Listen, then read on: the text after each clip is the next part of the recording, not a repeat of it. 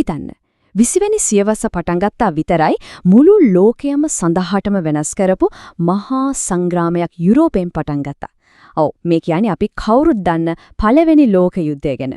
ඉතින් මේ හැමදේම පටන් ගත්තේ කොහොමද? අන්න ඒක තමයි අපි අද බලන්න යන්නේ.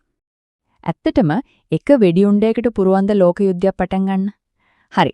ඒ ප්‍රශ්නෙට උත්තරේ හොයාගන්න නම් අපිට ටිකක් අතීතයට යන්න වෙනවා.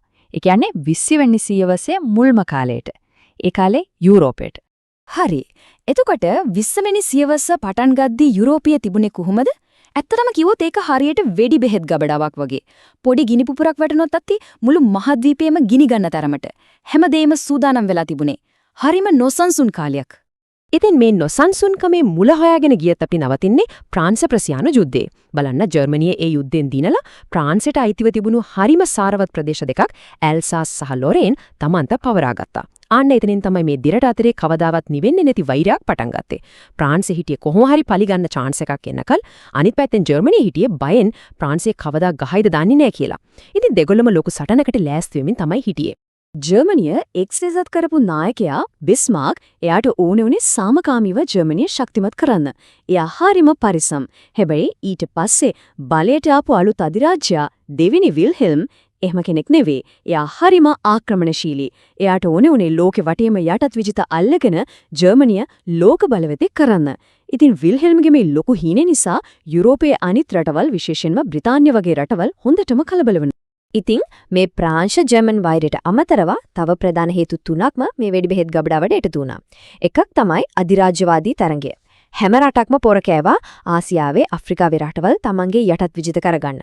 දෙවෙනි එක ආයුධ තරඟය.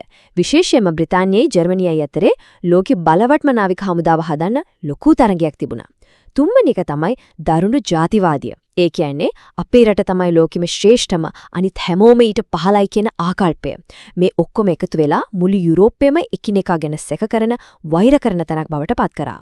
ඉතින් මේ හැම දෙයකම ප්‍රතිඵලය මොකක්ද? මුළු යුරෝපා මහද්වීපෙම ලොකු කල්ලි දෙකකට බෙදුණා.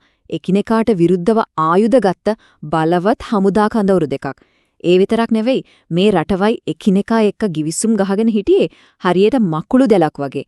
එක රටක් යුද්ධකට පැටලුනොත් අනිවාර්යයෙන්ම අනිත් හැමෝමත් එකට ඇදිලා එනවා. බේරිල්ලක් නෑ. හරි. එතකොට කවුද මේ කල්ලි දෙකේ හිටියේ? එක පැත්තක හිටියා මධ්‍යම බලවත්තුන්. ඒ කියන්නේ ජර්මනියයි ඕස්ට්‍රියා හංගේරියාවයි තමයි ප්‍රධාන. අනිත් පැත්තේ හිටියේ මිත්‍ර බලවත්තුන්. එතන ප්‍රධාන චරිත වුණේ ෆ්‍රාන්සය, බ්‍රිතාන්‍ය සහ රුසියාව. ඉතින් දැන් හැමදේම ලෑස්ති. වෙඩි බෙහෙත් ගබඩාව පිරීලා දැන් ඕන කරන්නේ පොඩි ගිනි පුපුරක් විතරයි. ඒ ගිනි පුපුර පත්තු වෙච්ච හැටි තමයි අපි දැන් බලන්න යන්නේ.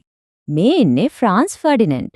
ඕස්ට්‍රෝ හංගේරියානු අධිරාජ්‍යයේ ඊළඟට රජ වෙන්න හිටපු කෙනා. ඒ කියන්නේ සිංහාසනේ උරුමකාරයා.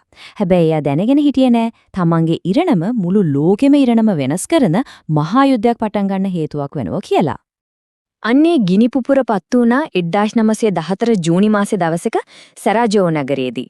සර්බියානු ජාතිකයෙක් ෆර්ඩිනන්ඩ් ආදිපාදවරයාවයි එයාගේ බිරිඳවයි වෙඩි තියලා ඝාතනය කරා. අන්නේ වෙඩි උණ්ඩය ඒක තමයි යුරෝපයේ වෙඩි බෙහෙත් ගබඩාව පුපුරවලා දෙන්නේ. මේකෙන් පස්සේ ඕස්ට්‍රියා හංගේරියාව කිව්වා මේකට සම්පූර්ණයෙන්ම වග කියන්න ඕනේ සර්බියාව කියලා. ඉතින් මේ ඝාතනයේ හේතුවක් කරගෙන යාලා සර්බියාවට කොන්දේසි ලයිස්තුවක් දුන්නා. හැබැයි මේ කොන්දේසි කොච්චර දරුණුද කිව්වොත් කිසිම රටකට ඒවට එකඟ වෙන්න බෑ.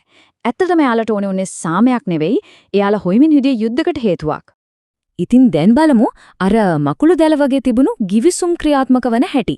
පුංචි රටවල් දෙකක් අතරේ තිබුණු ප්‍රශ්නයන් ඇසිපිය ගහන සැනින් මුළු මහද්වීපයම ගිලගත්ත මහා යුද්ධයක් බවට පත්ුනේ කොහොමද කියලා හිතා ගන්නත් බෑ. ඊට පස්සේ සිද්ධ වුණේ හරියට ඩොමිනෝ කැලි ටිකක් එක දිගට පෙරලෙනවා වගේ දෙයක්. බලන්න. ජූලි 28 වෙනිදා ඕස්ට්‍රියා හංගේරියාව සර්බියාවට යුද්ධ ප්‍රකාශ කළා. ඊට පස්සේ සර්බියාවේ මිත්‍රයෙකුණු රුසියාව උදව්වට ආවා. ඒකට උත්තරයක් විදියට අගෝස්තු 1 වෙනිදා ජර්මනිය රුසියාවට යුද්ධ ප්‍රකාශ කළා. ඉවර නෑ. දවස් දෙකකට පස්සේ අගෝස්තු 3 වෙනිදා ජර්මනිය ප්‍රාන්සයට යුද්ධ ප්‍රකාශ කළා. අන්තිමට අගෝස්තු 4 වෙනිදා ජර්මනිය කිසිම පත්තක් නොගත්ත බෙල්ජියම ආක්‍රමණය කරද්දී මහා බ්‍රිතාන්‍යයටත් මේකට එන්නම සිද්ධ වුණා. සතියක් යද්දී මුළු යුරෝපෙම ගිනි අරන් ඉවරයි. හරි. දැන් ප්‍රශ්නයක් තියෙනවා යුරෝපේ පටන් ගත්ත මේ සටන කොහොමද ලෝක යුද්ධයක් කියන නමට ආවේ? කොහොමද මේක මුළු ලෝකෙටම පැතිරුණේ? උත්තරේ හරිම සරලයි. ඒකට හේතුව යටත් විජිත අභිරාජ්‍යයන්. බලන්න බ්‍රිතාන්‍ය යුද්ධයට එනකොට ඒක තනියම නෙවෙයි ආවේ. බ්‍රිතාන්‍ය අධිරාජ්‍යයට අයිති වෙලා තිබුණු කැනඩාව, ඉන්දියාව, ඕස්ට්‍රේලියාව, අප්‍රිකාවේ රටවල් මේ මුළු ලෝකෙම වටේ තිබුණු ජාලයම ස්වයංක්‍රීයවම යුද්ධයට ඇදිලා ආවා. ඒක පාරටම මේ යුද්ධය ගෝලීය තලයකට ගියා. මුලදී මේ යුද්ධයට කිසිම සම්බන්ධයක් නැතුව පැත්තකට වෙලා හිටපු තව ලොකු බලවතෙක් හිටියා. ඒ තමයි ඇමරිකා එක්සත් ජනපදය. හැබැයි ජර්මනියේ ක්‍රියාකලාපය නිසා එයාලටත් මේකට එන්න සිද්ධ වුණා. විශේෂයෙන්ම ජර්මනිය පටන් ගත්තා සබ්මැරින් වලින් මුහුද යන ඕනම නැවකට පහර දෙන්න. අන්න ඒකට ප්‍රධානම උදාහරණයක් තමයි මේ ලුසිටානියා කියන මගී නෞකාව. ජර්මානු සබ්මැරිනයක් මේ ලුසිටානියා නැව ගිල්වලා දැම්මා. මේක මගී නැවක්. මේකෙන් ඇමරිකානු ජාතිකයෝ 100 ගාණක් මිය ගියා. කිසිම අනතුරු ඇඟවීමක් නැතුව සාමාන්‍ය මිනිස්සු යන නැවවලටත් පහර දෙන එක ඇමරිකාවට තවත් බලාගෙන ඉන්න බැරි තැනට ගෙනාවා. ඉතින් අන්තිමට එයාලත් මිත්‍ර පාර්ශවයට එකතු වුණා. ඒ කියන්නේ ලෝකයේ තිබුණු විශාලතම කාර්මික බලවතා දැන් ජර්මනියට විරුද්ධව යුද්ධයට ඇවිත් ඉවරයි. අවුරුදු 4ක් මහා විනාශයක්. අන්තිමට යුද්ධය ඉවර වුණා. හැමෝම හිතුවා දැන් ඉතින් සාමයයි කියලා. හැබැයි ඇත්තටම ඒකෙන් ඇතිවුණු ප්‍රතිවිපාක ලෝකෙට දැනෙන්න පටන් ගත්තා විතරයි. මේ යුද්ධයේදී සිදුවුණු විනාශය මීට කලින් කවදාවත් ලෝකෙ දැකලා තිබුණේ නැහැ. මැෂින් තුක්කු, විෂවායු, මේ වගේ අලුත් ආයුධ නිසා සිද්ධ වෙච්ච ජීවිත හානිය, දේපල හානිය හිතාගන්න බැරි තරම්. මිලියන ගාණක් මිනිස්සු මැරුණා. තවත් මිලියන ගාණක් ජීවිත කාලෙටම ආබාධිත තත්වයටපත් වුණා. යුද්ධෙන් දිනපු මිත්‍ර පාර්ශවය ජර්මනියට දඩුවම් කරන්න තීරණය කළා. ඒක කළේ වර්සල්ස් ගිවිසුමෙන්. බලන්න, එයාලා කිව්වා යුද්ධයට සම්පූර්ණයෙන්ම වග කියන්න ඕනේ ජර්මනිය කියලා. ඒකට දඩුවමක් විදිහට හිතාගන්න බැරි තරම් ලොකු වන්දි මුදලක් ගෙවන්න නියම කළා. හමුදාව සීමා කළා. එයාලගේ යටත් විජිත ඔක්කොම අහිමි කළා. ප්‍රංශයට අයිතිවල තිබුණු ඇල්සාස් ලෝරේන් ආපහු දෙන්න කිව්වා. මේ කොන්දේසි කොච්චර දරුණුද කිව්වොත් ජර්මනු මිනිසුන්ගේ හිතේ ලොකු අමනාපයක් පරිගැනීමේ හැඟීමක් ඉතුරු කළා. මේ යුද්ධය නිසා යුරෝපයේ සිටියම සදහටම වෙනස් වුණා. අවුරුදු 100 ගණන් බලයේ හිටපු අධිරාජ්‍යයන් ජර්මනු අධිරාජ්‍ය, ඕස්ට්‍රෝ-හංගේරියානු අධිරාජ්‍ය, ඔටෝමාන අධිරාජ්‍ය මේ ඔක්කොම බිඳ වැටුණා. ඉතිහාසයට එකතු වුණා. ඒ නටබුන් උඩින් පෝලන්තය, ෆින්ලන්තය වගේ අලුත් රටවල් බිහි වුණා. ඉතින් මේ වගේ මහ විනාශයක් ආයෙත් නම් වෙන්න බෑ කියලා හිතපු ලෝක නායකයෝ එකතු වෙලා ලෝක සාම්‍ය ආරක්ෂා කරන්න සංවිධානයක් හැදුවා. ඒක තමයි ඉතිහාසයේ පළවෙනි ජාත්‍යන්තර සාම සංවිධානය වුණු ජාතීන්ගේ සංගමය. ඉතින් අවසාන වශයෙන් අපිට හිතන්න දෙයක් ඉතුරු වෙනවා. මේ වර්සල්ස් කිවිසුම ඒක ඇත්තදම ලෝකෙට සාමය ගෙනාවද?